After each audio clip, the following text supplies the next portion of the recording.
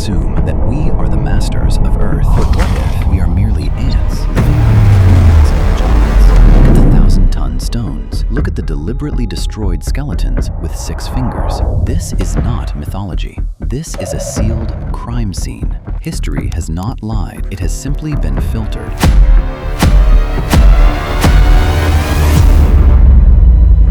Initiate observer mode. Welcome to the truth, the ancient giant civilization. Our first stop, Baalbek, Lebanon. Standing beneath the ruins of the Temple of Jupiter, humanity feels microscopic. Because beneath our feet lie 3 impossible foundation stones. Each one weighs over 1,000 tons. To put that into perspective, that is the equivalent of stacking 3 fully loaded Boeing 747s.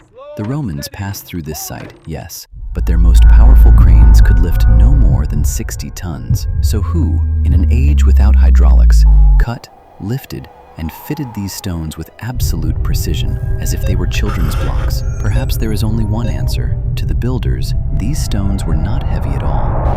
Our second stop, Lovelock Cave, Nevada. Stones remain silent. Bones do not. In 1911, miners broke into a nightmare sealed by dust and time.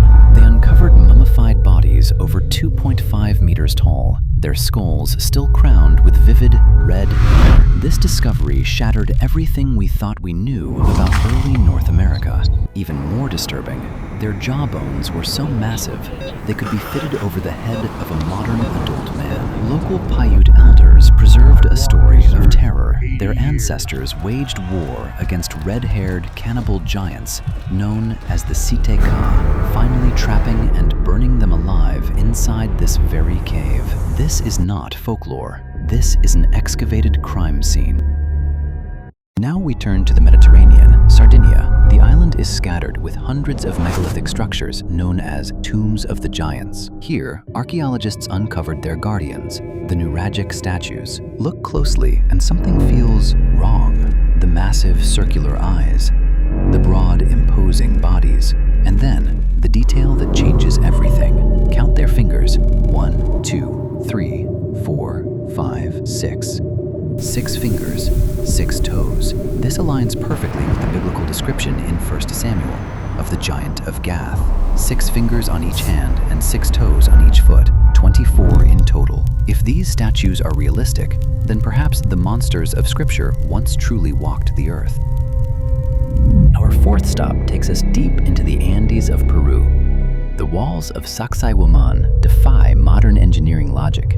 Andesite blocks weighing over 200 tons, irregular in shape, yet fitted together with puzzle-like precision. No mortar, no gaps, not even a sheet of paper can pass between the seams. Now examine the stone surfaces carefully.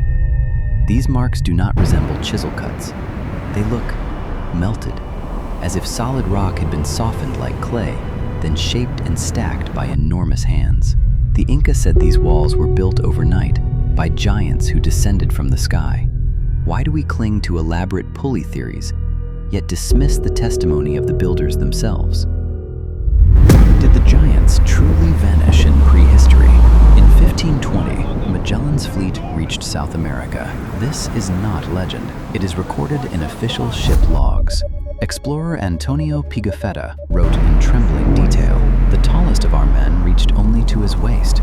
They traded with these beings on the shore and named the land Patagonia, meaning big feet." For the next 2 centuries, explorers including Sir Francis Drake continued to document encounters with giants. They survived into modern history until the gunfire of colonization silenced them. They were not myths. They were neighbors who disappeared only yesterday. If the evidence is so abundant, why is it absent from textbooks? Why are there no skeletons in museums?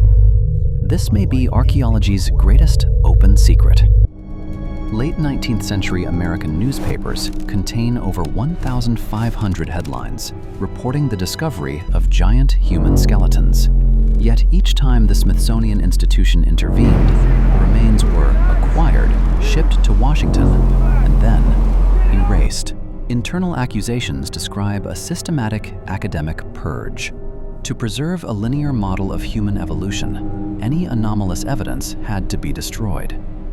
Perhaps even now, deep beneath a museum storage vault, those massive skulls lie silent in wooden crates, waiting to be seen again. From the foundations of Lebanon to the vanished archives of our museums, Earth's history may be a book with its most crucial pages torn out. As we stand before these ruins, we must remain humble, because before us, this world was ruled by beings larger, stronger, and more powerful than ourselves. And the reason for their disappearance may be a preview of our own future. I am Omni Luma. Thank you for watching. Subscribe and join us next time as we continue reconstructing the lost codes of